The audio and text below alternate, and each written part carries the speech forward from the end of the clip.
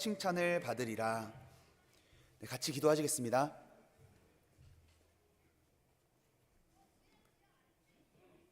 사랑이 풍성하신 하나님 아버지, 감사합니다.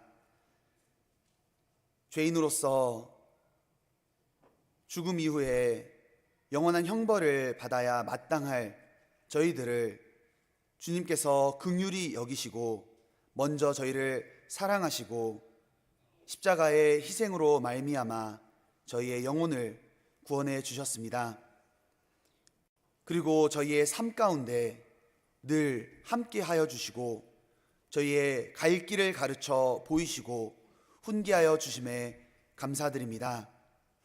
교회 안에 저희를 두시고 말씀을 배우고 또 저희가 함께 연합하여 주님을 섬기고 또 주님의 영광과 주님의 뜻을 이루는 이를 위하여 살아갈 수 있는 기회 주심에 감사드립니다.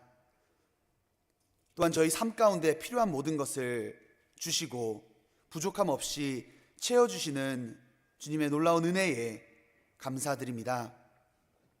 늘 저희 마음속에 주님께서 베풀어 주신 이 풍성한 은혜를 잊지 아니하며 마음에 감사함을 가지고 주님께 조금이나마 보답하는 삶을 살기를 원합니다. 늘 주님께서 말씀으로 저희의 삶을 이끌어 주시고 일깨워 주시고 또 가르쳐 주시기를 간구드립니다. 한 주간 샌안토니오 교회에서 성경 강연회를 이끌고 계신 우성준 목사님, 모든 일정 가운데 함께하여 주시고 또 말씀을 듣는 모든 분들이 말씀 앞에 나와 주님의 은혜를 함께 받는 그런 귀한 시간이 될 수 있도록 모든 시간 함께해 주시기를 원합니다.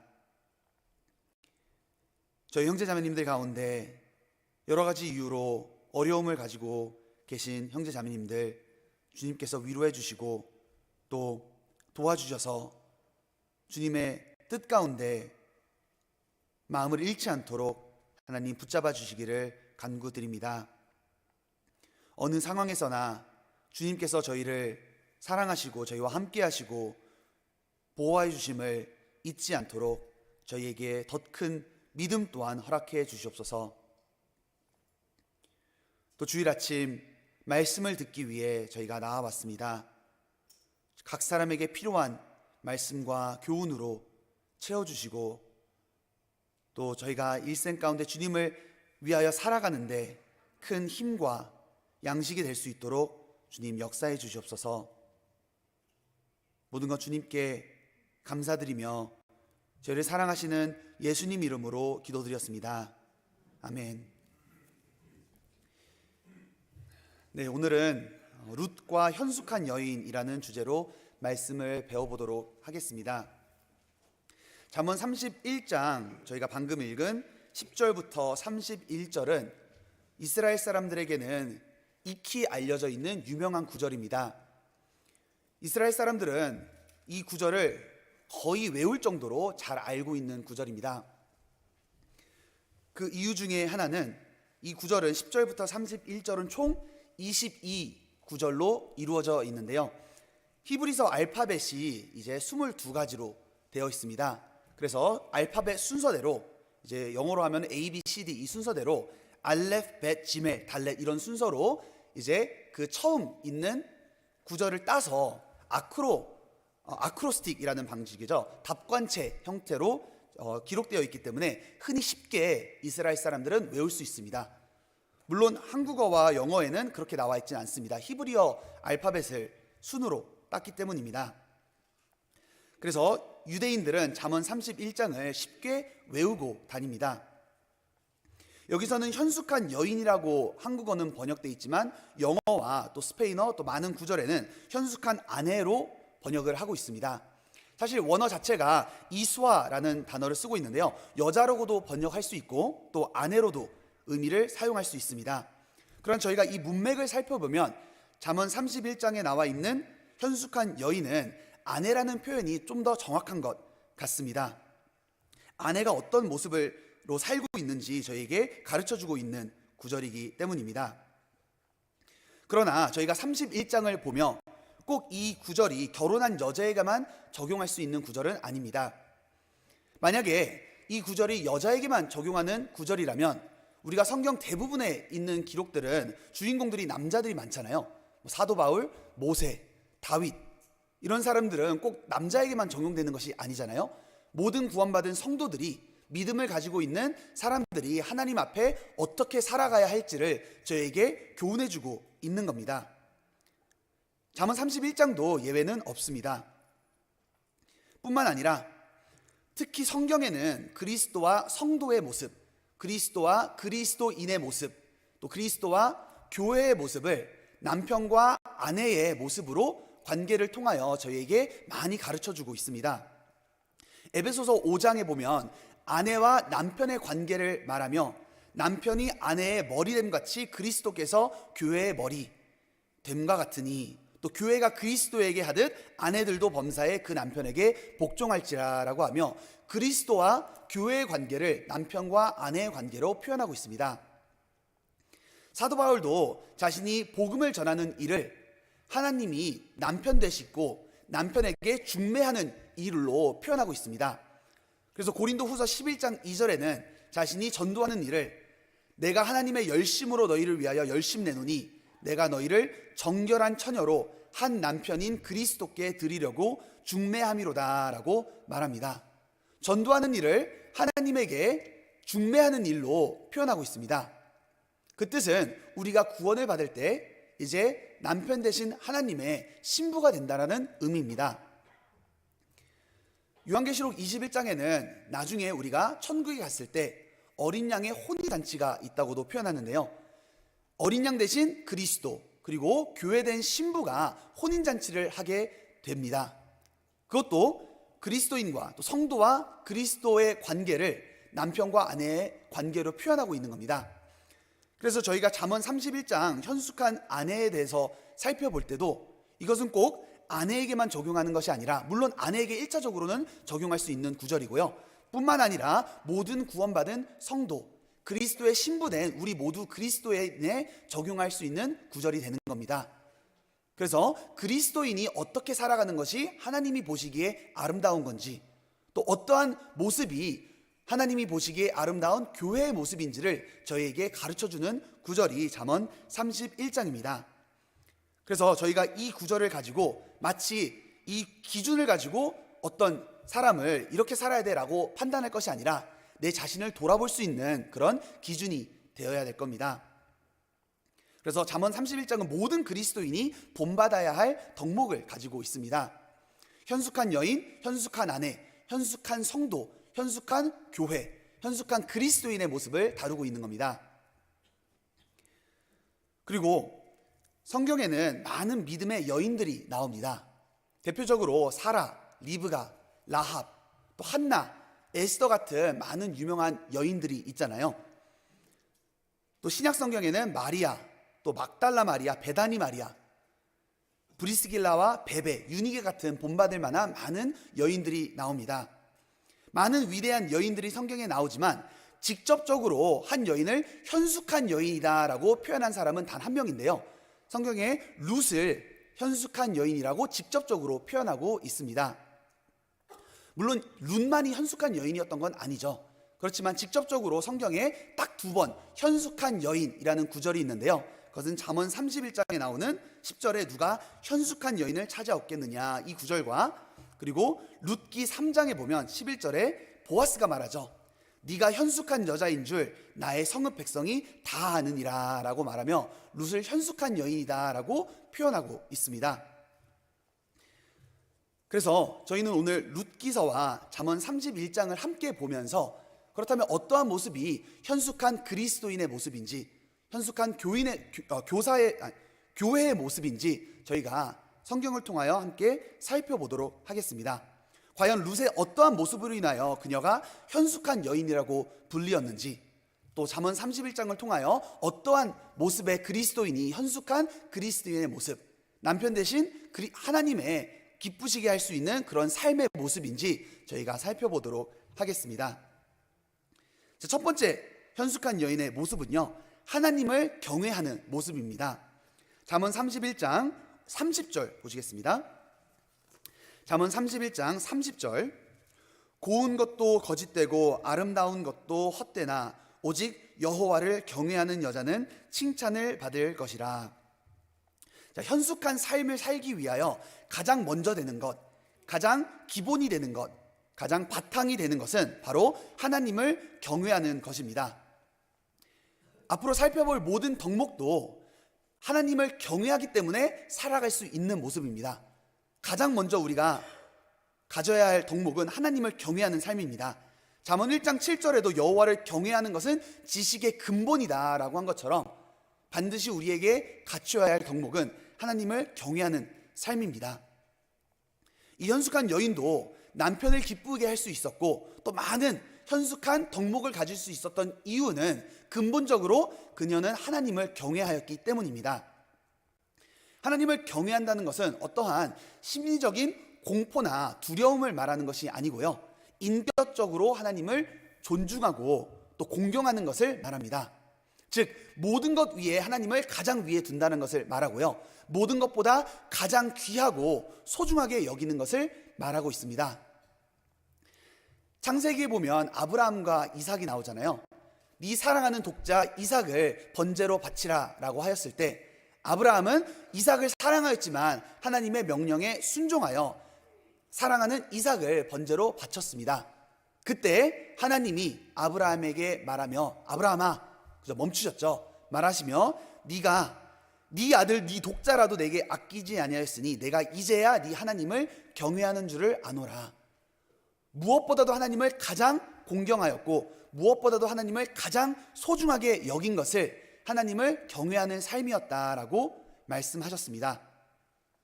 그래서 경외한다는 것은 어떤 두려움이나 공포를 말하는 것이 아니라 무엇보다도 가장 하나님을 소중하게 여기는 것입니다. 그리고 하나님을 경외한다면 악을 미워하는 삶을 살게 되고요, 범사의 하나님을 인정하는 삶이 하나님을 경외하는 삶입니다. 자, 그럼 룻도 그런 삶을 살았다는 것을 우리가 알 수 있는데요, 잠언 31장 잡으시고요, 룻기 한번 보시겠습니다. 룻기서 1장입니다. 자, 성경에 책갈피가 두 개가 있잖아요. 룻기서에 하나 꽂으시고 잠언 31장에 꽂으시면 되겠습니다. 룻기 1장. 자, 룻은 모압 여인이었습니다. 이스라엘 여인이 아니라 이방 나라 그모스 신이라는 우상 숭배를 하는 땅에 살고 있었던 여인이었습니다. 그녀가 결혼을 하게 되는데 이스라엘 사람 엘리멜렉, 나오미의 두 아들인 말론과 기럨 두 자녀가 있었는데요, 그들이 이제 오르바와 룻이라는 여인과 결혼을 하게 됩니다.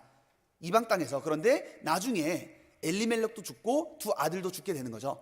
룻의 입장에서는 자신의 시아버지 그리고 자신의 남편이 죽게 된 겁니다. 그래서 나오미는 이제 모든 것을 다 내려놓고 다시 하나님의 땅인 이스라엘 베들레헴으로 돌아가기로 결정합니다. 그리고 두 며느리에게 말하죠. 너희들은 안 가는 게 좋다. 훨씬 모압 땅에 사는 게 너희들에게 이득이다 라고 하며 모압 땅에 살 것을 권유합니다. 그때 오르바는 돌아가죠. 그러나 룻은 끝까지 나오미와 함께 베들레헴으로 가겠다고 굳건하게 결심합니다. 그리고 이제 그녀가 말하는 거죠. 15절입니다. 나오미가 또 가로되 보라, 네 동서는 오르바죠. 네 동서는 그 백성과 그 신에게로 돌아가나니 너도 동서를 따라 돌아가라. 모압 땅으로 돌아가 살라는 거죠. 그때 룻이 고백합니다. 룻이 가로되 나로 어머니를 떠나며 어머니를 따르지 말고 돌아가라 강권하지 마옵소서. 어머니께서 가시는 곳에 나도 가고 어머니께서 유숙하시는 곳에서 나도 유숙하겠나이다. 어머니의 백성이 나의 백성이 되고 어머니의 하나님이 나의 하나님이 되시리니 어머니께서 죽으시는 곳에서 나도 죽어 거기 장사될 것이라. 만일 내가 죽는 일 외에 어머니와 떠나면 여호와께서 내게 벌을 내리시고 더 내리시기를 원하나이다. 자, 모압 땅은 우상 숭배를 하는 나라입니다. 여호와의 이름을 알지 못하는 땅이었죠. 그러나 그녀는 나오미를 통하여 이스라엘의 하나님 여호와를 알게 되었고 여호와를 믿게 된 겁니다. 그래서 이방 땅에 살고 있던 이방 여인의 입에서 하나님의 이름이 나오잖아요. 하나님 외에 당신의 하나님이 나의 하나님이 될 겁니다. 자신은 이방에 있는 그모스 신을 섬기는 것이 아니라 자신은 나오미의 하나님, 이스라엘 하나님을 따라가겠다라고 하며 끝까지 나오미를 따라갈 것을 마음에 결심합니다. 그리고 그녀가 말하죠. 만일 죽는 일 외에 당신과 내가 떨어지면 그모스가 아니라 여호와 하나님이 내게 벌을 내리시를 원하나이다. 분명히 그녀의 마음속에는 이스라엘의 하나님을 믿고 있었고, 그리고 하나님을 두려워하는 마음이 있습니다. 하나님을 경외하기 때문에 육신적으로는 사실 이스라엘 땅에 가서 바랄 게 없는 거죠. 재산도 없고 가족도 없고 다 버리고 가야 되는 겁니다. 그러나 그녀의 마음속에는 하나님을 섬기고자 하는 마음이 있기 때문에 나오미의 하나님, 그리고 나오미의 백성이 되고 싶은 마음이 간절하기 때문에 모든 것을 다 포기하고도 끝까지 룻은 나오미를 붙잡고 가게 됩니다. 룻은 하나님을 경외하는 여인이었습니다. 나중에 보아스의 말에도 나오는데요, 그녀는 비록 모든 것을 다 잃은 사람이었고 사실 충분히 나오미를 원망할 수도 있잖아요. 룻의 입장에서는 나오미가 잘못으로 인하여, 베들레헴을 떠난 잘못으로 인하여 자신의 남편도 잃게 되었고, 그리고 자신의 두 아들도 잃게 됨으로써 사실 룻에게도 큰 손해를 잃게 된 겁니다. 그러나 룻은 결코 자신의 주어진 상황에 불평하지 않죠. 모든 것이 하나님의 손안에 있다는 것을 알고 있는 겁니다. 불평하지 아니하고 그럼에도 선한 하나님을 붙잡고자 하는 마음 때문에 끝까지 나오미의 하나님을 쫓아가 이스라엘 땅으로 들어오게 됩니다. 그것이 참으로 하나님을 경외하는 모습이라는 것을 우리가 알 수 있습니다. 룻기서 2장 12절에도 보면요, 2장 12절 보아스가 이제 말하는데요, 여호와께서 네 행한 일을 보응하시기를 원하며 이스라엘의 하나님 여호와께서 그 날개 아래 보호를 받으러 온 내게 온전한 상 주시기를 원하노라. 보아스의 말처럼 룻은 하나님 여호와의 날개 아래 보호를 받으러 이스라엘 땅으로 온 겁니다. 그녀는 참으로 하나님을 경외하는 마음을 가지고 있습니다. 우리도 마찬가지죠. 우리도 이러한 눈이 필요합니다. 하나님 앞에 행하는, 하나님을 경외하는 그런 마음이 우리의 근본에 있어야 되는 겁니다. 그녀는 그 뒤에 일하시는 하나님을 보았기 때문에 앞에 있는 일은 사실 아무 희망이 없음에도 불구하고 그 뒤에 있는 선한 하나님을 보고 모든 결정을 했잖아요. 우리도 하나님을 볼 수 있다면 우리가 믿음으로 행하고 보는 것으로 하지 아니할 수 있습니다. 그리고 우리는 자신의 닥친 상황 앞에도 하나님을 경외한다면 결코 불평하지 아니하고 하나님 앞에서 보호받기 위하여 하나님을 경외하는 삶을 살아갈 수 있습니다. 이것이 참된 성도의 모습이며 교회의 모습입니다. 이웃을 챙기고 가정을 돌아보고 남편을 칭송받게 하는 모든 이유의 바탕은 여호와를 경외하기 때문입니다. 우리도 여호와를 경외하는 성도가 되어야 됩니다. 여호와를 경외하는 것이 모든 지식의 근본이다라고 말하고 있습니다. 그래서 첫 번째 덕목은요, 현숙한 여인의 첫 번째 덕목, 하나님을 경외하는 삶입니다. 자, 두 번째는 성실과 근면함이라는 것을 알 수 있습니다. 잠언 31장 다시 가볼까요? 룻기 잡으시고요.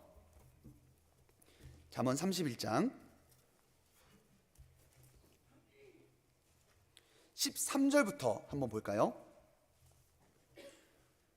그녀는 성실하고 근면하다라는 것을 우리가 알 수 있습니다. 원래 현숙한이라는 단어 자체가요, 강하고 용맹 있다, 팔이 굵은 여인이다, 이런 의미를 가지고 있습니다. 즉 성경이 말하는 현숙한 아내의 모습은요, 곱상하고 요조숙녀처럼 가만히 앉아있는 그런 여자를 말하는 것이 아니라요, 묵묵히 일을 잘하는 여자를 말하고 있는 겁니다. 한번 볼까요? 13절. 그는 양털과 삼을 구하여 부지런히 손으로 일하며, 자, 다 만들어 놓은 것 돈 주고 사치하는 게 아니라, 자, 최소한 부지런히 일하는 거지. 일일이 만드는 부지런함이 있습니다. 14절. 먼 데서 양식을 가져오며, 아마도 그녀는 가장 품질 좋고 좋은 가격에 맞는 양식을 모으기 위해서 멀더라도 부지런히 가는 모습을 우리가 볼 수 있습니다. 15절. 밤이 새기 전에 일어나서, 자, 그녀는 부유한 여인이었거든요. 종들이 분명히 많았음에도 불구하고 늦잠 자고 그냥 맡기고 자신은 편하게 생활하는 것이 아니라 그녀 자신도 어두울 때 일어나서 부지런히 일했다는 것을 알 수 있습니다. 새벽부터 일어나는 거죠. 그리고 집사람들에게 식물을 나눠주며 여종에게 일을 정하여 맡기며 집사람들을 돌아보고 맡기는데도 부지런합니다. 16절 밭을 간품하며 사며, 자, 고르고 골라서 싸게 사는 모습이죠. 근면하는 모습을 볼 수 있습니다. 악착같이 모으고 아끼는 그녀의 모습이죠. 또 손으로 번 것을 가지고 포도원을 심으며 없어지는 곳에 헛된 데 사용하는 것이 아니라 또 다시 남기는 장사를 하는 여인입니다. 17절 힘으로 허리를 묶으며 그 팔을 강하게 하며 또 밤에 등불을 끄지 아니하고, 자, 일하는 자세가 남다르죠. 일할 준비가 되어 있습니다. 18절 자기의 무역하는 것이 이로운 줄을 깨닫고, 자, 영어로 보면요, 자신이 장사하는 물건이 좋다라는 것을 알고 자부심을 가지고 있다는 거죠. 성실히 자신의 무역하는 물건들도 준비하는 겁니다. 27절 그 집안일을 보살피고 게을리 얻은 양식을 먹지 아니하나니, 아주 성실히 일하고 소득을 얻는 모습입니다. 그녀의 모습을 보면 매우 성실하고 부지런하며 그녀의 관할 아래 있는 것은 허투루 나가는 것이 없다는 것을 우리가 알 수 있습니다. 자, 룻도 그랬는데요. 룻기 2장 6절에 보면 이제 보아스가 처음으로 룻을 보게 됩니다. 그러면서 사환들에게 묻죠. 그녀가 누구냐? 왜냐하면 처음 보는 사람이었거든요. 사환들이 말합니다. 2장 6절 7절에는 이는 나오미와 함께 모압 지방에서 돌아온 모압 소녀입니다.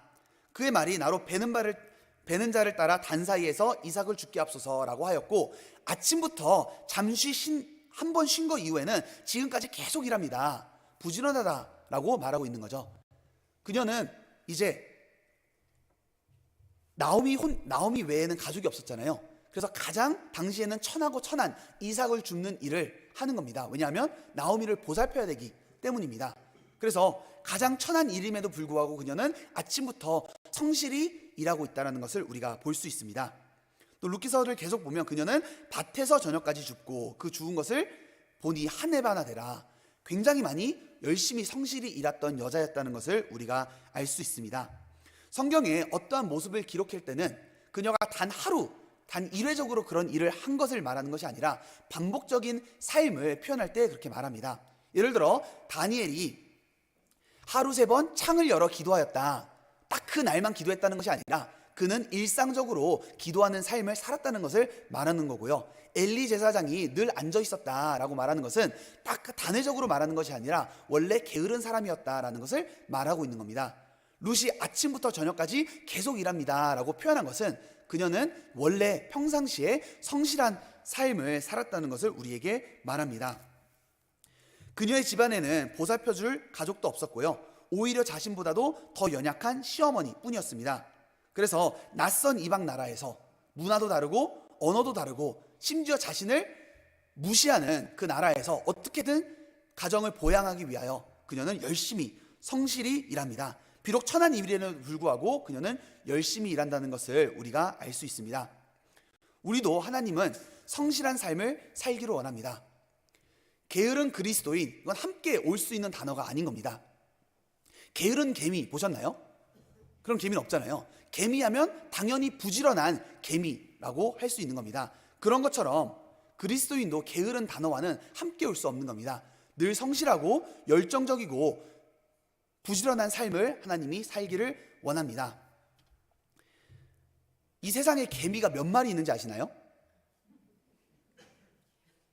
저도 대충 이제 구글에 찾아봤습니다. 찾아보니까 20경마리 있다고 하더라고요. 20경마리. 영어로는 이제 20 quadrillion. 굉장히 많은 거잖아요. 사실 우리 집안에도 볼 수 있고요. 밖에도 개미가 볼 수 있죠. 봐도 한 마리가 있는 게 아니라 막 몇천 마리가 막 부지런히 일하고 있잖아요. 근데 게으르게 놀고 있는 개미 보신 적 있나요? 다 어디서 자신의 일을 열심히 성실히 하고 있습니다. 성경은 이렇게 말하죠. 개미를 통하여 지혜를 얻으라. 개미는 두령도 없고 간역자도 없고 주권자도 없으되 먹을 것을 여름 동안에 예비하여 추수 때에 양식을 모으느니라. 게으른 자여 네가 얻은 때까지 눕겠느냐. 하나님은 개미를 통하여 우리에게 교훈을 얻으라고 합니다. 그리스도인은 성도에 마땅한 삶의 자세는 절대 게으른 삶이 아닙니다. 그리고 근면하죠. 우리가 하나님에게 주어주신 이 시간, 재물과 인생의 기회도 결코 허투루 보내지 아니하고 아주 효율적으로 아끼고 아껴서 잘 사용하는 모습이 하나님이 보시기에 아름다운 그리스도인의 모습입니다. 에베소서 5장 15절에도 네가 어떻게 행할 것을 자세히 주의하여 지혜 없는 자 같이 말고 오직 지혜 있는 자 같이 하여 세월을 아끼라. 때가 악하니라. 세월을 아끼라고 했는데요, 영어로는 세월을 구원하라, 시간을 구원하라 라고 말하고 있습니다. 가만히 놔두면 시간은 낭비되고 죽어 없어지잖아요. 그 시간을 어떻게든 악착같이 모으고 모아서 선하고 귀한 일에 사용하라 라고 우리에게 교훈하고 있는 겁니다. 이것이 하나님이 보시기에 아름다운 성도의 모습이자 현숙한 여인의 모습입니다.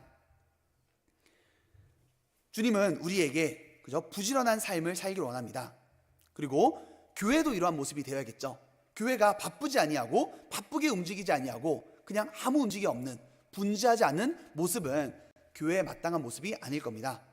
단지 주일에만 바쁘게 움직이고 나머지 주중에는 아무 일도 없는 그런 교회를 하나님이 기뻐하실까요? 하나님은 현숙한 여인처럼 분주하게 복음을 위하여 성도 섬기는 일에 분주하게 사는 교회의 모습을 하나님이 기뻐하십니다. 그래서 우리도 주일날만 모이는 것이 아니라 아침에 한번 주일 예배 참석하고 돌아가는 것이 아니라 늘 바쁘게 움직이는 그런 교회의 모습을 하나님이 기뻐하실 겁니다. 또 교회 안에 있는 헌금도 허투루 낭비되는 것이 아니라 정말 귀하고 그저 복음을 위하여 귀하게 사용되는 것을, 아끼고 아껴서 정말 귀한 일에 사용되는 것을 하나님이 기쁘시게 여기실 겁니다. 세 번째 현숙한 여인의 모습은 이타적인 모습입니다. 20절 한번 볼까요? 20절. 잠언 31장 20절. 그는 간곤한 자에게 손을 펴며 궁핍한 자를 위하여 손을 내밀며. 자, 그녀가 왜 그렇게 악착같이 모으고 성실히 일할까요? 자신의 이기적인 욕망을 위해서 하는 것이 아니라 간곤한 자에게 손을 펴기 위하여, 궁핍한 자를 위하여 손을 내밀기 위하여 그녀는 악착같이 모으고 열심히 살아가는 겁니다. 그녀는 불쌍한 사람을 보면 견디지 못하는 거죠. 도와주지 않으면 그냥 지나칠 수 없는 겁니다. 그래서 그녀는 이타적인 목적을 위해서 그렇게 성실하고 근면하게 살고 있습니다. 룻도 마찬가지죠. 그녀가 만약 심히 이기적인 사람이었다면 나오미와 함께 이스라엘 땅에 갈 생각을 하지 않았을 겁니다. 나오미에게 사실 얻을 수 있는, 자신에게 육신적으로는 얻을 수 있는 이득이 하나도 없잖아요. 그럼에도 불구하고 끝까지 나오미를 따라가 나오미를 보살피고 그리고 챙겨줄 수 있었던 이유는 그녀는 이타적인 여인이었기 때문입니다. 그래서 그녀는 정말 불쌍한 이들을 돕고 그리고 주변에도 도움이 필요한 많은 이들을 돕고 있다는 것을 알 수 있습니다. 우리도 마찬가지죠. 주변에 불쌍한 영혼들이 많잖아요. 또 이뤄져 가고 있는 영혼이 많기 때문에 그들을 건지고 그들을 세우기 위해서 우리가 부지런히 움직이고 또 근면하는 그런 성도 그리고 교회가 되는 겁니다. 우리의 유익만을 위한 것이 아니라 정말 불쌍한 이들을 도우기 위해 그런 교회가 되어야 되는 겁니다. 그리고 그녀는 바깥 사람들만 돕는 것이 아니죠. 바깥에 불쌍한 이들만 돕는 것이 아니라 자신의 집안을 돌아봅니다. 21절. 그 집사람들은 다 홍색 옷을 입었으므로 눈이 와도 그 집사람을 위하여 두려워하지 아니하며. 그녀의 집안에 있는 사람들은 눈이 오나 비가 오나 어려움이 찾아와도 두렵지 않습니다. 왜냐하면 현숙한 여인의 집 안에 있는 사람들은 보호를 받기 때문입니다. 자, 이 여인을 보면 바깥일도 잘하는데요, 집안일도 잘합니다. 이처럼 그리스도인은 이웃과 교회와 전도에만 돌아볼 뿐만 아니라 자신의 가정을 잘 돌아볼 수 있습니다. 현숙한 여인은 자신의 집사람들을 보호하고 올바로 인도하여 가정을 빛나게 하고 남편을 빛나게 해줍니다. 자녀들도 잘 양육한다는 것을 알 수 있죠. 여기 보면 자녀들도 살해하며 그리고 칭찬하잖아요. 이 여인은 하나님에게도 칭찬을 받으며 성문에서도 칭찬을 받고 자식들에게도 존경을 받고 남편에게도 칭찬을 받고 있습니다. 그래서 그리스도인도 마찬가지죠. 한 곳에 치우치는 것이 아니라 바깥 일만 열심히 하는 것이 아니라 우리가 안에 있는 일도, 그죠? 전도하는 일뿐만 아니라 우리가 개인적으로 묵상하는 일도, 그리고 전도하는 일, 교회 일뿐만 아니라 집안의 가정을 돌아보는 일도 충실히 하는 것이 하나님이 보시기에 아름다운 성도의 모습입니다.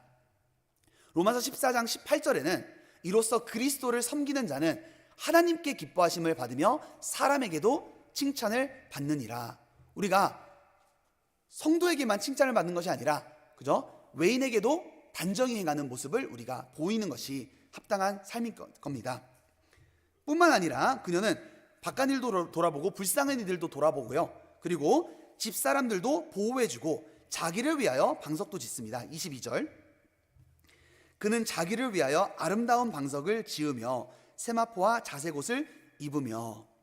자, 주로 한국 영화나 드라마를 보면요, 어머니의 아름다운 상이 자신은 돌아보지 않고 빼빠지게 자식을 위하여 고생만 하다가 죽는 상, 그런 모습이 아름답게 표현하고 있잖아요.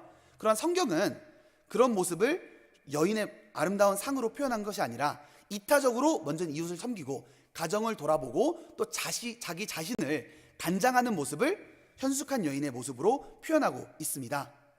이처럼 우리가 자신의 신앙도 돌아볼 수 있어야 되겠죠. 나의 영혼의 상태는 어떠한지 말씀과 기도와 경건 생활을 돌아보고 자신의 영혼과 마음을 잘 지켜야 됩니다. 우리가 신앙생활을 하고 하나님을 섬기는데 우리의 영혼으로만 하는 것이 아니잖아요. 우리의 마음으로만 하는 것이 아니라 또한 우리의 몸으로도 하나님을 섬기는 겁니다.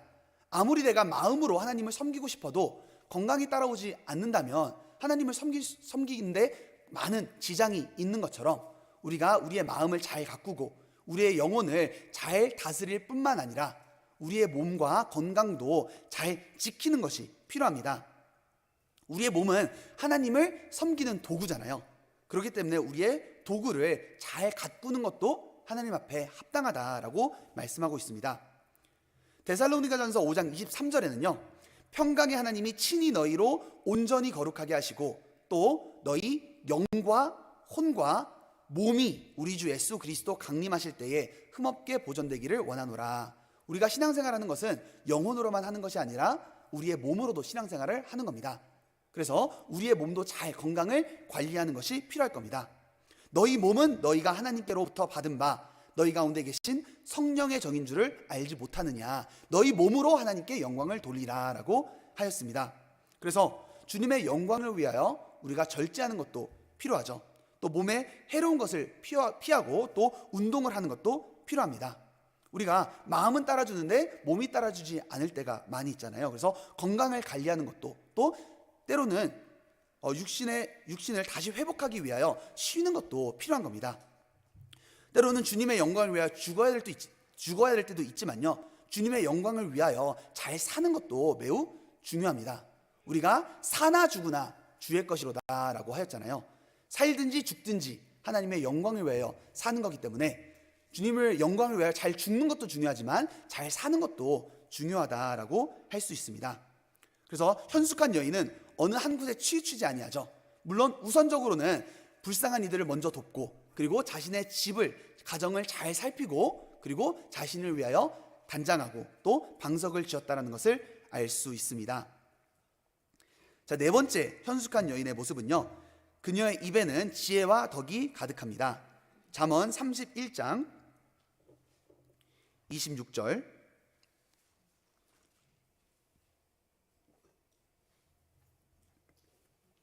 입을 열어 지혜를 베풀며 그 혀로 인애의 법을 말하며. 그녀의 여인의 입에서는 따뜻한 말이 나오며 지혜가 나오며 인애의 법이 나오며 덕이 가득합니다. 사실 우리의 마음과 우리 마음으로부터 말과 행동이 나오잖아요. 마음속에 하나님의 말씀이 있었기 때문에 현숙한 여인의 입에서는 인애의 법이 나오며 지혜가 나옵니다. 예수님도 그 마음속에 있는 것이 그 밖으로 나온다라고 말씀하셨잖아요. 그녀의 마음에는 항상 지혜의 말씀을 두었으며 그녀의 마음에는 불쌍한 이들을 불쌍히 여기는 인자한 마음이 있었기 때문에 그녀의 입에서 인애의 법이 나오며 지혜가 나왔던 겁니다. 사실 룻도 마찬가지였죠. 그녀가 하는 말을 다 모아서 살펴보면 그녀는 굉장히 덕이 있는 말을 하고요, 그리고 따뜻한 말을 하고 감사의 말을 하고 있다는 것을 우리가 살필 수 있습니다. 그녀의 입에서 먼저 여호와 이름이 나오잖아요.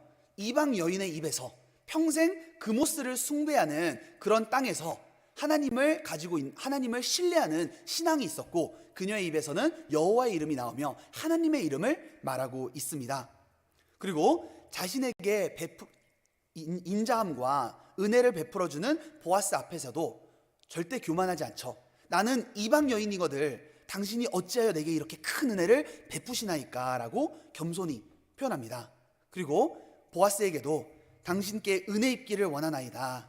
나는 당신의 시녀의 하나와 같지도 못하오나 당신이 나를 위로하시고 내 마음에 기쁘게 하는 말씀을 하셨나이다. 그녀의 입에는 덕과 지혜가 가득합니다. 어머니의 백성이 나의 백성이 될 겁니다. 어머니께서 죽으시는 곳에 나도 죽을 겁니다.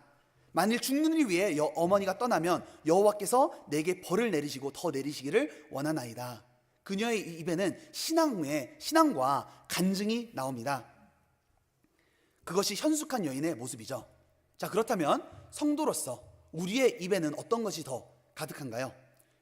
전도하는 말, 세우는 말, 신앙을 세우는 말, 덕을 세우는 말, 이런 말들이 더 가득한지, 위로의 말, 감사의 말, 은혜를 끼치는 말이 더 가득한지, 아니면 나의 입에서는 무시하는 말, 상처 주는 말, 또 불평이 가득한 말들이 가득한가 우리 자신을 돌아봐야 됩니다.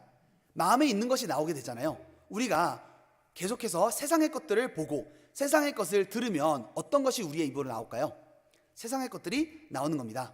늘 우리가 삶 가운데 그저 돈에 대한 관심을 가지고 또 TV나 드라마만 보고 스포츠에 많은 관심을 가지고 연예인, 또 대중문화, 세상 음악, 가요들이 계속 우리 마음속에 채워지면 길 갈 때 입으로 어떤 게 나올까요? 찬양보다는 그죠? 가요가 많이 나오고, 또 함께 모여도 어떻게 하면 돈을 더 많이 벌 수 있을까? 또 스포츠 얘기, 또 세상 얘기, 드라마 얘기만 가득할 겁니다. 그러나 우리가 일상 가운데 하나님을 경외하는 마음으로 말씀으로 채우고 감사함으로 채우고 은혜로 우리의 마음을 채운다면 항상 교제 가운데도 덕을 세우는 말, 또 감사하는 말, 은혜의 말들이 나올 겁니다. 성경은 너는 하나님 앞에서 함부로 입을 열지 말며 급한 마음으로 말을 내지 말라. 급한 마음으로 말을 낸다는 것은 마음속에 있는 것을 밖으로 나온다는 거죠. 에베소서 5장 3절부터 4절에도 음행과 온갖 더러운 것과 탐욕은 너희 중에서 그 이름이라도 부르지 말라. 이는 성도의 마땅한 말이라. 누추함과 어리석은 말이나 희롱의 말이 마땅치 아니하니 도리어 감사하는 말을 하라. 골로새서 한번 보실까요? 골로새서 3장입니다.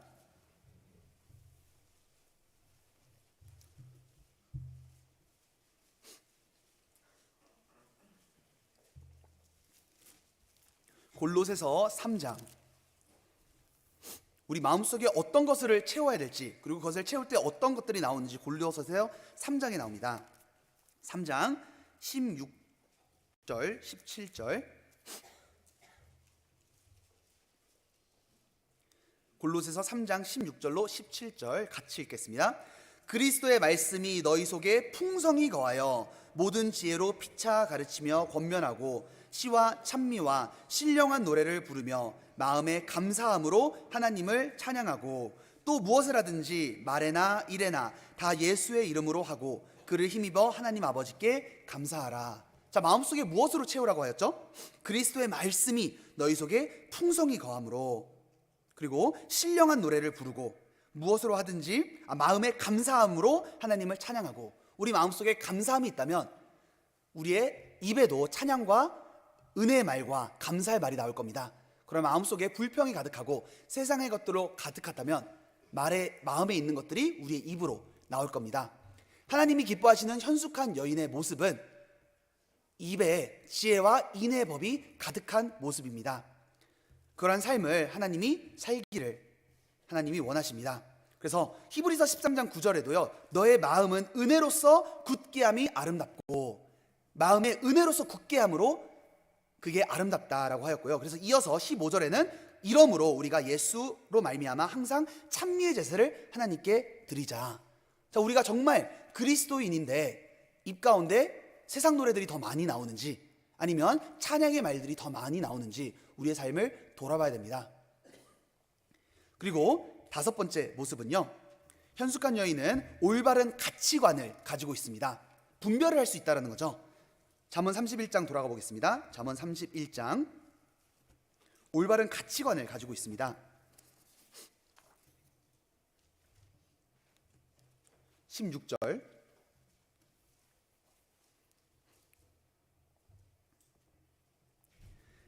밭을 간품하여 사며 그 손으로 번 것을 가지고 포도원을 심으며. 자, 밭을 간품하여 산다라고 했는데요. 어떤 뜻이죠? 잘 살펴본다는 겁니다. 이게 올바른 제품인지 이게 아닌지 잘 분별한다는 거죠. 그녀는 무엇이 남고 무엇이 남지 않는지, 무엇이 가치 있고 무엇이 가치 없는지를 잘 분별하는 모습입니다. 그녀를 밭을 살 때도 사기 전에 간품하면서 잘 살펴보고 신중히 비교해보고 산다고 하였죠. 즉 무엇이 가치 있고 가치 없는지 잘 생각해서 올바른 선택을 한다는 겁니다. 그리고 그녀가 번 돈으로 헛되게 낭비하지 않죠. 어느 것이 더 미래에 남을지 알기 때문에 어떻게 하죠? 포도원을 심는 겁니다. 그냥 먹고 없어지는, 먹고 땡, 이게 아니라 더 다시 남는 일에 투자를 하죠. 무엇이 더 가치 있는지, 미래에 남길 수 있는지, 무엇이 남는 일이며 무엇이 남지 않는 일인지 그녀는 분별하고 있습니다. 올바른 곳에 자신의 시간과 물질을 투자하는 분별력과 지혜를 갖추고 있습니다. 25절로 볼까요? 25절. 능력과 존귀로 옷을 삼고. 자, 옷을 삼는데 자신을 가꾸는 것을 아름다운 옷이나 따은 머리로 하는 것이 아니라 그녀는 그것보다는 능력과 존귀로 옷을 삼는다라고 하는 겁니다. 겉과 외모를 치장하기보다 능력과 존귀, 즉 어떤 것이 능력 있는 삶인지 분별하고 어떤 삶이 진정으로 존귀한 삶인지 분별하며 그 일을 위하여 살아간다는 겁니다. 그녀는 당장 기쁘고 없어지는 일과 지금은 고생하더라도 후일에 얻을 기쁨과 영광을 분별하고 있죠. 25절에 보면 후일을 웃으며, 당장은 고생하더라도 후일을 웃는 여인이 되는 겁니다. 지금은 고생하지만 나중에 웃는 그런 삶을 살고 있습니다. 룻도 어땠죠? 룻도 사실 자신의 당장의 행복을 위해서라면 모압으로 가는 게 훨씬 낫죠. 자신의 가족들도 있고 새 출발할 수 있고 무시 안 받으면 살 수 있고 이스라엘 땅 가면 뻔히 무시받을 거 알고 있거든요. 그렇지만 그녀는 당장은 고생하지만 하나님이 분명히 빛나는 인생을 후일을 웃을 수 있도록 해주신다라는 신뢰를 하기 때문에 당장 고생하더라도 올바른 일을 분별하여서 이스라엘 땅으로 간 겁니다. 믿음의 선택을 한 거죠. 반면에 오르바는 믿음의 선택을 못하였죠. 그녀의 동서인 오르바는 돌아가잖아요. 모압으로. 무엇이 더 중요하고 무엇이 더 값지고 무엇이 더 영원하고 존귀한지를 몰랐기 때문에 그녀는 분별하지 못하고 올바른 가치관을 세우지 못하기 때문에 돌아갔습니다. 오르바의 이름은 1장에만 나오고 더 이상 등장하지 않죠. 그러나 룻은 계속해서 그녀의 인생이 2장, 3장, 4장으로 가서 하나님이 어떻게 그녀의 인생을 빛나게 하는지 우리가 볼 수 있잖아요. 그녀는 올바른 선택을 한 사람입니다. 모세도 마찬가지였죠. 하나님의 백성과 고난받기를 잠시 죄악의 나락을 누리는 것보다 더 좋아하고 그리스도를 위하여 받는 능력을 애굽의 모든 보화보다 더 큰 재물로 여겼으니 이는 상 주심을 바라봄이라.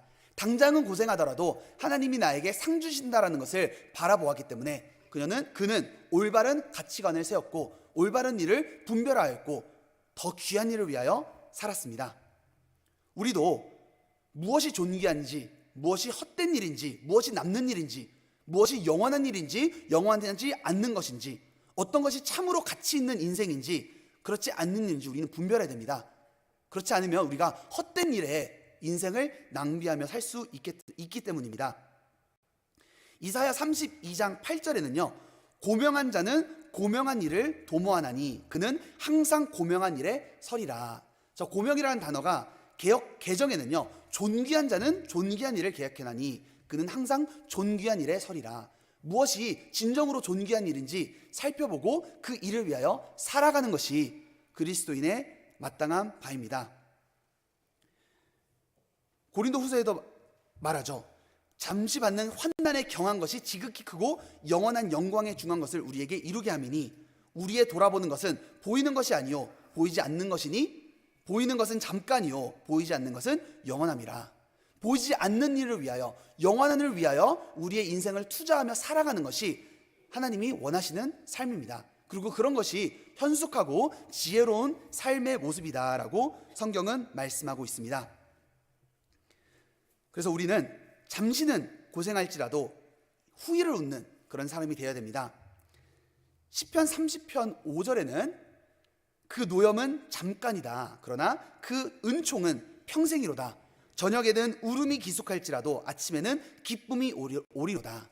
이것이 의인의 삶의 모습입니다. 잠시 고생할지라도 후일을 웃는 거죠. 미래를 위하여 투자하며 살아갈 수 있는 그런 삶의 모습이 하나님이 기뻐하시는 모습입니다.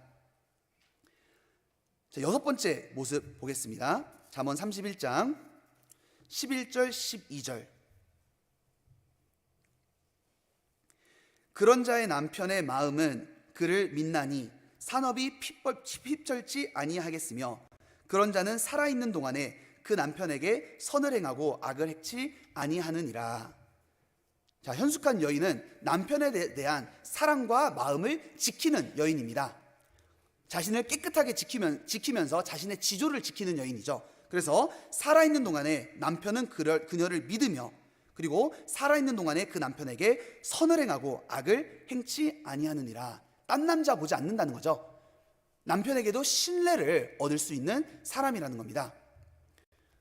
이처럼 성경은 자신을 깨끗하게 지키고 지조 있는 삶을 살라고 명하고 있습니다. 룻은 어떠했죠? 룻도 마찬가지죠. 나오미가 말하였죠. 나중에 보아스의 밭에서 일한다는 것을 알았을 때 나중에 나오미는 보아스와 룻을 연결해주고 싶고자 하는 그런 간절한 마음이 있었습니다. 그래서 말하길, 나오미, 내 딸아, 다른 곳에 가지 말라. 그리고 다른 남자도 가까이 하지 말라. 이 땅에서, 이 보아스의 관할 안에서만 일해라 라고 말하자 그녀는 다른 사람과 가까이지 아니하고 성실히 일하였습니다. 나중에 보아스에게 그녀가 프로포즈를 할 때도 보아스도 말하죠. 너가 빈부를 물론하고 연소한 자를 쫓지 아니하였으니 너의 베푼 인애가 처음보다 나중이 더하더라. 분명 주변에 찝쩍거리는 사람이 있음에도 불구하고 그녀는 자신을 깨끗하게 지켰다라는 의미입니다. 그래서 결과적으로 보아스를 만날 수 있었고 보아스와 결혼할 수 있었습니다. 그녀는 젊은 나이에 남편이 죽어 과부가 되었잖아요. 분명 이스라엘 땅에 와서도 그녀는 많은 이성의 유혹이 있었을 겁니다. 그럼에도 불구하고 그녀는 자신을 끝까지 자신의 지조를 지켰죠. 그러므로 나중에 보아스와 결혼할 수 있었던 겁니다. 우리도 마찬가지죠. 우리도 신앙의 지조를 지켜야 됩니다. 하나님 앞에 더러운 것들을 가까이 하지 않는 그러한 삶을 살아야겠죠. 예를 들어 다니엘 같은 사람이 있잖아요. 다니엘은 이방의 땅에 감에도 불구하고 우상 제물로 인하여 자신을 더럽히지 않기로 마음에 굳게 결심한 사람입니다. 다니엘은 뜻을 정하여 그런 것처럼 우리는 신앙의 지조를 지켜야 됩니다. 아가서 4장 4절에도 술람미 여인에 대해서 그저 아내의 성도의 모습을 표현하면서 이렇게 말합니다. 네 목은 군기를 두려고 건축한 다윗의 망대 곧 일천 방패 용사의 모든 방패가 달린 망대 같고. 자, 그녀의 목을 굉장히 굳건한 목으로 표현하고 있잖아요. 그게 어떤 모습이죠? 성경에서 목은 의지를 가르치고 있습니다. 그리스도의 신부의 모형인 술람미 여인의 목은 아무리 불화살을 던지고 공격해도 마치 일천 방패가 있으므로 안 무너지는, 버티고 있는 그런 굳은 의지의 모습을 보여주고 있습니다. 우리도 이런 신앙의 지조가 필요합니다. 많은 유혹과 어려움이 있을지라도 끝까지 하나님 앞에 나의 신앙을 지키는, 어떤 일이 있어도 나는 하나님 앞에 나를 더럽히지 않겠다라는 그런 지조 있는 삶을 살기를 하나님이 원하십니다. 성경에는 우리가 깨끗한 그릇이 되어 경건한 삶은 환난 중에 돌아보고 자기를 지켜 세속에 물들지 아니하는, 이런 것이 경건한 삶의 모습이라고 말하고 있습니다. 그래서 우리는 하나님 앞에 그리스도의 신부로서 깨끗한 삶을 살도록, 더러운 것을 가까이 하지 않도록 우리도 신앙의 지조를 지키는 그런 삶을 하나님이 기뻐하십니다. 어느 상황에서나 하나님이 신뢰하는 그런 삶의 모습.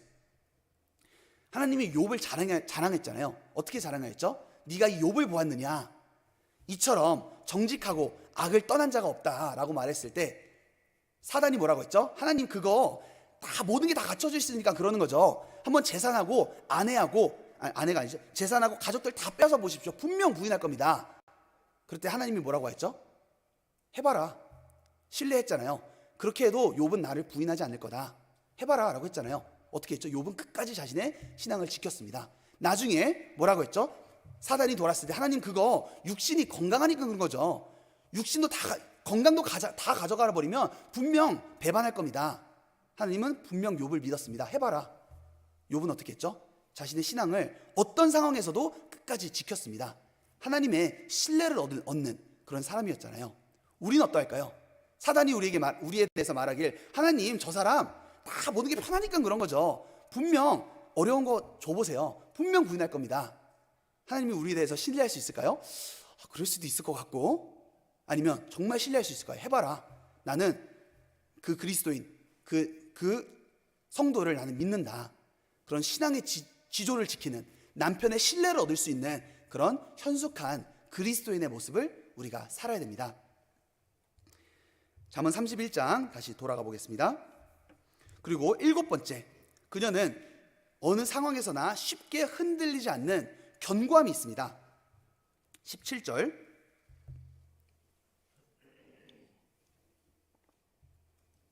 힘으로 허리를 묶으며 그 팔을 강하게 하며 자기의 무역하는 것이 이로운 줄을 깨닫고 밤에 등불을 끄지 아니하고. 자, 그녀는 일할 때 대충 일하지 않죠. 먼저 허리를 묶고 그 팔을 강하게 합니다. 자, 일할 준비가 돼 있는 거죠. 어떠한 어려움이 찾아와도 자신은 나아가겠다는 겁니다. 21절, 그 집사람들은 다 홍색 옷을 입었으므로 눈이 와도 그는 집사람을 위하여 두려워하지 아니하며. 어려움 찾아와 봐라 이겁니다. 그녀는 끝까지 흔들리지 않는 견고함이 있습니다. 18절에는 자기의 무역하는 것이 이로운 줄을 깨닫고. 자, 영어로는 뭐라고 설명되어 있냐면요, 그녀는 자신의 장사하는 물건들이 좋은 물건이라는 것을 알고 있다라고 하는 겁니다. 무슨 뜻이죠? 자신의 제품에 대한 자부심이 있는 겁니다. 그렇기 때문에 그녀는 쉽게 흔들리지 않고 견고하게 나아가는 거죠. 장사하는 사람이 자신의 파는 제품에 대해서 신뢰를 하지 못하면, 확신을 가져 없다면 장사 잘 할 수 있을까요? 못하겠죠. 그러나 그녀는 자신의 장사하는 것들에 대한 자부심이 있는 겁니다. 그래서 그녀는 당당하죠. 쉽게 흔들리지 않죠. 우리는 어떠하죠? 과연 내가 믿는 복음에 대해서 확신을 가지고 있나요? 내가 믿는 하나님에 대해서, 내가 믿는 예수님에 대해서, 내가 가지고 있는 구원에 대해서, 우리가 함께 모이는 교회에 대해서 우리가 자부심을 가지고 있나요? 아니면 부끄러움을 가지고 있나요? 우리가 정말 확실한 교회 안에서, 확실한 말씀 안에서 신앙생활을 할 수 있다면 어떤 어려움이 올지라도 쉽게 흔들리지 않을 겁니다. 그러나 내가 믿는 주님에 대해서, 내가 믿는 말씀에 대해서, 내가 다니는 교회에 대해서, 함께 말씀 배우는 말씀에 대해서, 복음의 메시지에 대해서 우리가 신뢰하지 못하고 확신과 자부심이 없다면 쉽게 다른 사람의 말에 상처받을 때 돌아서 버리고, 그죠? 다른 사람의 말에 쉽게 포기하고 배반해 버릴 수 있는 그런 신앙이 될 수 있는 겁니다. 그러나 그녀는 어떠한 상황에 대해서 팔을 강하게 하고 허리를 강하게 하고, 그죠? 당당하게 어려움이 비와 눈이 찾아와도 두려워하지 않는 그런 견고한 모습을 가지고 있습니다. 자, 룻은 어떠한가요? 견고함 하면 또 룻입니다. 그죠? 나오미가 말했죠. 모압으로 돌아가라. 와봤자 너는 아무 희망이 없다. 나는 자녀도 없고 넌 다시 결혼할 희망도 없고 나는 재산도 없기 때문에 너는 가서 편한 삶을 살지도 못한다. 네 부모와 네 가족들과 함께 사는 게 훨씬 너가 나은 것이다. 그래서 오르반 돌아갔잖아요. 그녀는 어떻게 했죠? 다시 돌아가 볼까요? 룻기. 그녀는 쉽게 흔들리지 않습니다.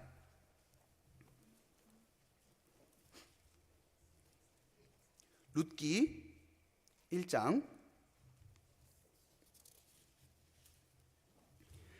16절,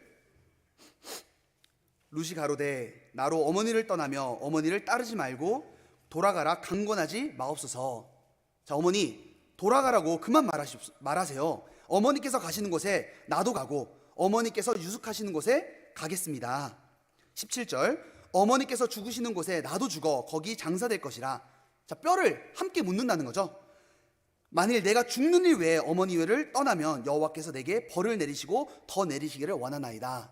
자, 함께 지금 따라갈 뿐만 아니라 함께 뼈를 묻는다는 겁니다. 아무리 어려움이 있어도 자신은 모압으로 돌아가지 않겠다는 거죠. 어떤 어려움이 찾아가도 분명히 함께 한다는 것을 굳건히 마음에 정했습니다. 그래서 18절, 나오미가 룻의 자기와 함께 가기로 굳게 결심함을 보고 그에게 말하기를 그치니라. 룻의 마음속에는 선한 일에 대한 쉽게 흔들리지 않는 견고함이 있습니다. 그래서 누가 뭐라고 해도 앞으로 나아가잖아요. 끝까지 하나님을 향하여 어떤 일이 있어도 끝까지 그 자리를 놓지 않는 겁니다. 우리가 마음이 견고하지 않으면 어떤 어려움이 있을 때 쉽게 포기할 수 있죠. 그러나 우리는 이런 현숙한 여인처럼 룻의 모습처럼 옳은 일에 대한, 선한 일에 대한 끝까지 붙잡고 있는 그런 삶의 모습이 필요합니다. 주께서 심지가 견고한 자를 평강에서 평강으로 지키시리니 이는 그가 주를 의뢰함이니이다. 심지가 굳건한 사람, 견고한 사람이 되어야 되는 겁니다. 아무리 주변의 상황이 달라져도 마음이 변심하지 않는 거죠. 끝까지 흔들리지 않는 하나님을 섬기는 신부가 되기를 하나님은 바라십니다.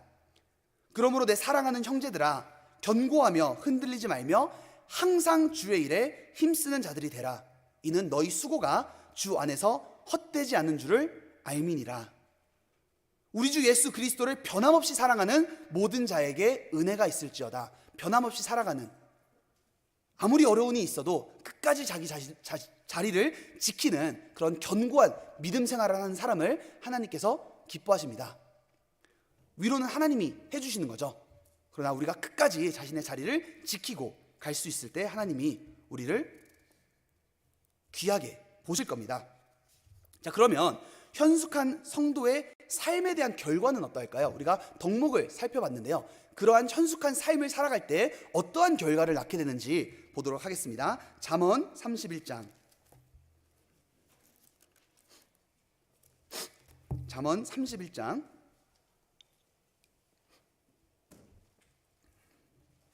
자, 먼저는 현숙한 성도, 현숙한 아내의 삶을 살아갈 때 가장 먼저는 남편이 영광을 받게 됩니다. 23절. 그 남편은 그 땅의 장로로 더불어 성문에 앉으며 사람의 아는 바가 되며. 자, 현숙한 여인을 둔 남편은 장로로 더불어 성문에 앉게 되며 존귀하게 된다는 거죠. 빛나는 인생이 된다는 겁니다. 사람의 아는 바가 되며 유명한 사람이 된다는 거죠. 우리도 현숙한 성도의 삶을 살아갈 때 우리의 신랑 되신 그리스도께서 영광을 받게 됩니다. 이와 같이 너희 빛을 사람 앞에 비치게 하여 저희로 너의 착한 행실을 보고 하늘에 계신 너희 아버지께 영광을 돌리게 하라. 너희가 과실을 많이 맺으면 내 아버지께서 영광을 받으실 것이로 라고 성경은 말합니다. 우리가 현숙한 성도의 삶을 살아갈 때 우리의 신랑 되신 하나님께서 빛나는 인생, 또 영광을 받게 되는 겁니다. 그리고 남편뿐만 아니라 그녀 자신도 존귀하고 뛰어난 인생이 됩니다. 31장 29절.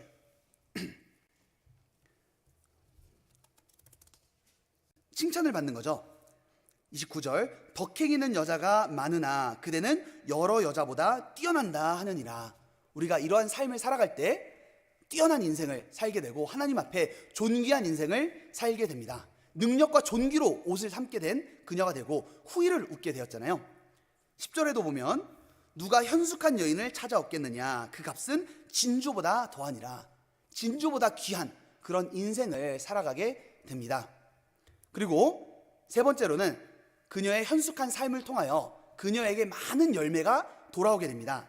31절. 그 손의 열매가 그에게로 돌아갈 것이요 그 행한 일을 인하여 성문에서 칭찬을 받으리라. 그 손의 열매가 그녀 자신에게 돌아온다는 거죠. 많은 열매가 돌아오게 되었습니다. 그리고 네 번째로는 많은 사람들에게 칭찬과 축복을 받죠. 28절. 그 자식들은 일어나 살해하며 그 남편은 칭찬하기를 덕해는 있는 여자가 많으나 그대는 여러 여자보다 뛰어난다 하느니라. 31절에도 끝부분에 그 행한 일을 인하여 성문에서, 온 동네에서 칭찬을 받게 된다라고 하였습니다. 현숙한 여인의 삶은 신랑이 영광을 받게 되고요, 자신도 존귀하고 뛰어난 인생이 됩니다. 그리고 그녀에게 많은 열매가 돌아오게 되고요, 그리고 많은 사람들에게 칭찬과 존귀와 축복을 받는 인생이 됩니다. 자, 룻을 살펴보면 이 모든 것을 얻었다는 것을 알 수 있죠. 믿음의 여인 룻을 누가 결혼했죠? 보아스. 그죠? 보아스도 룻과 결혼함으로써 빛나는 인생이 되었습니다. 한번 볼까요? 룻기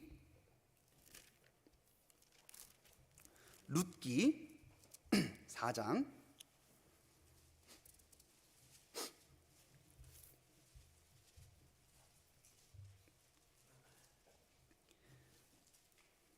자, 보아스가 룻과 결혼을 하고 싶어 하는데요.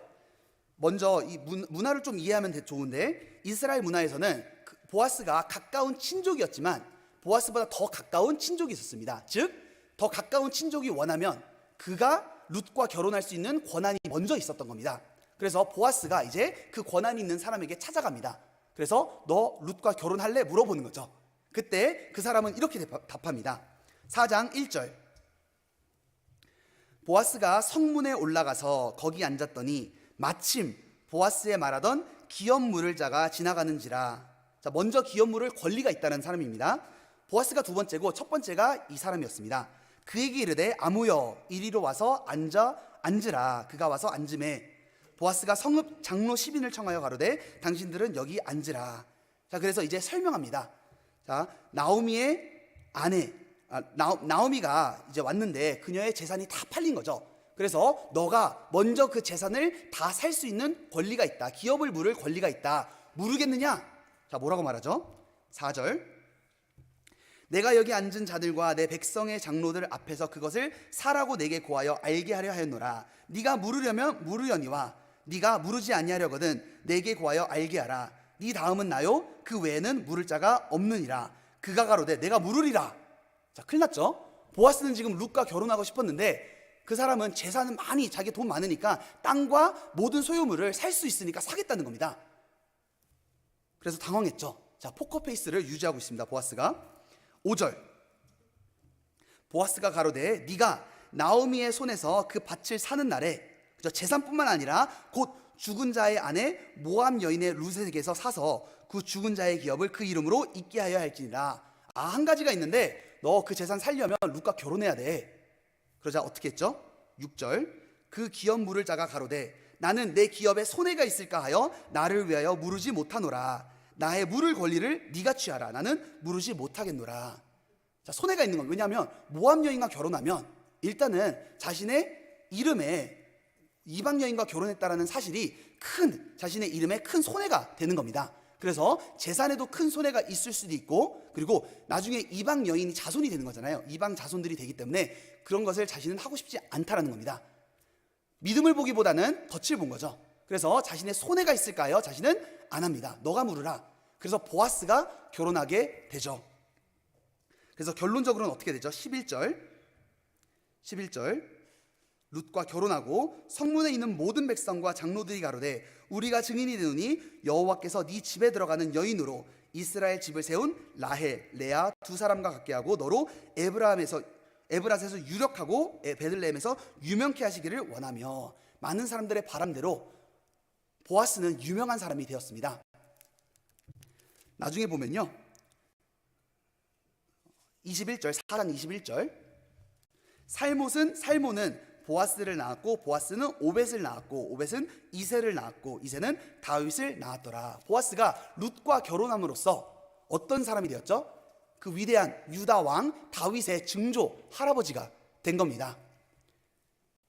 먼저는 이 누군지도 이름도 안 나와요. 아무여, 그렇죠? 아무여. 이 사람이 먼저 룻과 결혼할 수 있는 기회가 있었는데 날려버렸죠. 그래서 어떻게 됐죠? 그의 이름조차도 기록되지 않고 그냥 아무개로 그의 인생은 끝나게 됩니다. 그러나 믿음의 여인, 그런 현숙한 여인과 결혼한 보아스는 어떻게 됐죠? 그의 이름에 다윗의 족보에도 나오고요. 나중에는 마태복음 1장에 보면 예수 그리스도의 족보에도 보아스와 룻의 이름이 기록되게 됩니다. 아내 잘 만나서 빛나는 인생이 된 거잖아요. 물론 보아스도 믿음의 남자였습니다. 그래서 현숙한 여인을 통하여 남편이 존귀하게 되었잖아요. 뿐만 아니라 룻은 현숙한 여인이었기 때문에 그녀의 삶은 존귀하고 뛰어난 인생이 된 겁니다. 모압에 있는 그냥 이방 나라에 살던 한 여인이 그녀의 믿음과 신앙과 현숙한 삶으로 인하여 하나님이 그녀의 삶을 어떻게 인도하셨죠? 이스라엘 땅으로 돌아오게 하고 유다의 땅으로 가입하게 하고, 그리고 다윗의 증조할머니가 될 뿐만 아니라 마태복음 한번 보실까요? 마태복음 1장. 마태복음 1장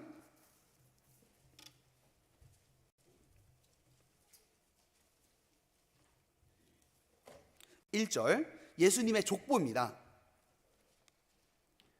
한 그냥 이방 여인, 저주받은 이방 여인이, 그녀의 이름이 여기 나오잖아요. 1장 1절, 아브라함과 다윗의 자손 예수 그리스도의 세계라. 아브라함을 통하여 다윗을 통하여 그리스도가 낳게 되는데, 여기 이방 여인 룻이 들어가게 됩니다. 5절, 살모는 라합에게서 보아스를 낳고 보아스는 룻에게서 오벳을 낳고 오벳은 이새를 낳고 이새는 다윗 왕을 낳으니라. 하나님이 그녀의 인생을 존귀하고 누구보다도 뛰어난 인생으로 변화시켰습니다. 그녀의 신앙과 믿음, 하나님을 경외하는 그 삶과 현숙한 인생이 변화된 거죠. 단순히 우상을 숭배하는 이방 한 여인에서 예수님의 족보에 들어오는 믿음의 여인으로 하나님은 변화시킨 겁니다. 우리가 현숙한 삶을 살 때 하나님은 우리의 인생을 뛰어나며 존귀한 인생으로 변화시킵니다. 그리고 그녀의 삶에는 많은 열매가 돌아왔죠. 그녀는 자녀를 낳게 되었고, 사실 죽은 인생이었잖아요. 자녀도 없이 그냥 과부로서 살아갈 수 있는 인생이, 그는 보아스를 만나게 되었고 자녀를 낳고 오벳을 낳고 이새를 낳고 다윗, 그 많은 열매를 맺게 되고, 그리고 믿음의 선진들의 조상이 된 겁니다. 그녀의 인생은 많은 열매를 낳게 되었습니다. 그리고 그녀는 많은 사람들에게 칭찬과 축복을 받게 되었죠. 그녀는 많은 사람들에게 칭찬받는 삶이 되는데요. 룻기 한번 볼까요? 룻기 4장.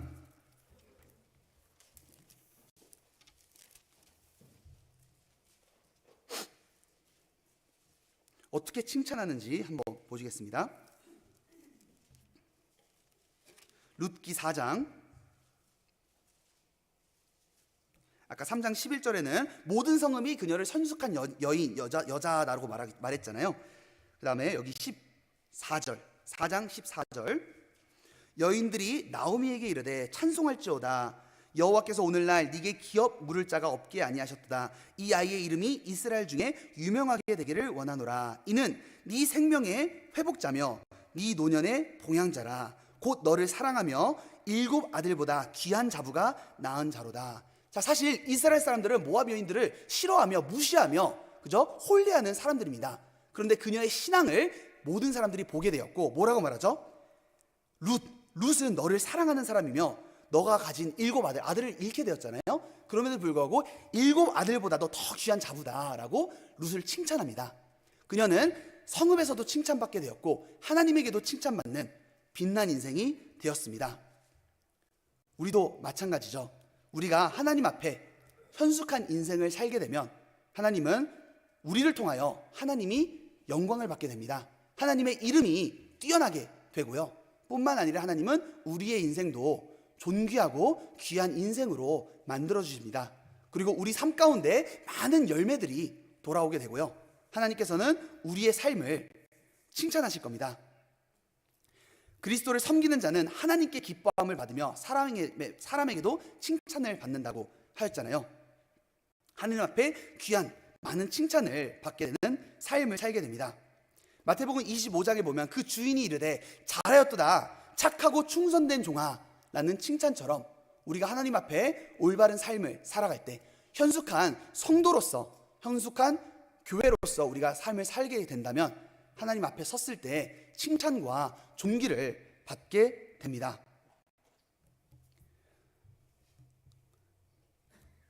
잠언 31장 10절에 보면 누가 현숙한 여인을 찾아 얻겠느냐, 그 값은 진주보다 더하니라. 하나님은 그런 사람을 정말 귀하게 보십니다. 진주보다도 귀하게 우리의 삶을 하나님이 바라보십니다. 진주 하면은 마태복음 13장이 생각났는데요. 거길 보면 어떤 사람이 천국은 마치 감추인 보화와 같으니 13장 44절에 보면 사람이 이를 발견한 후 숨겨두고 기뻐하여 자기의 소유를 다 팔아서 진주와 보화를 샀느니라 라고 말하고 있습니다. 그 모습은 하나님의 모습을 말하죠. 우리의 영혼의 가치를 보시고 진주를 발견한 이후에 모든 것을 다 팔아서 우리를 사신 거잖아요. 사실 우리 자체가, 우리의 영혼 자체가, 하나님의 형상을 입은 그리스도인의 모습 자체가 하나님은 귀하게 보는 겁니다. 우리가 착하게 살아서가 아니라, 우리가 선하게 살아서가 아니라 우리 자체를 하나님이 사랑하셨기 때문에 그리스도는 자신의 모든 것을 버리고 우리를 사셨습니다. 그리스도 피로 우리를 사셨고 우리를 그리스도의 신부로 만들어 주셨습니다. 우리가 현숙한 삶을 살아서가 아니라 현숙한 삶을 살지 못함에도 불구하고 우리 자체를 우리를 사랑하셨기 때문에 우리를 사신 거죠. 그 은혜를 받은 우리가 이제는 변화된 삶을 살아야 되겠죠. 물론 어떻게 완벽하게 현숙한 여인처럼 살 수는 없겠죠. 이건 완벽한 모습이잖아요. 그렇지만 이제 그리스도의 신부가 된 우리는 하나님을 기쁘시게 해드리기 위하여, 하나님이 기뻐하시는 삶을 살기 위하여 우리의 삶을 방향을 바꾸고 우리의 삶을 현숙한 성도로서, 현숙한 그리스도인으로서 살아갈 때 하나님께서 기뻐하십니다. 그러면서 말하시겠죠. 진주보다 더 귀한 성도다. 이 여인은 진주보다 더 귀하다라고 하며 우리를 정말 소중하게 보실 겁니다. 우리 모두도 그리스도의 신부로서 하나님을 기쁘시게 해드리는 현숙한 성도, 현숙한 교회가 되기를 힘쓰며 점점 주님을 빛나게 하는, 또 우리도 하나님 앞에 존귀케 되며 하나님 앞에 칭찬받는 그런 삶의 그리스도인들이 되었으면 좋겠습니다. 기도하시겠습니다.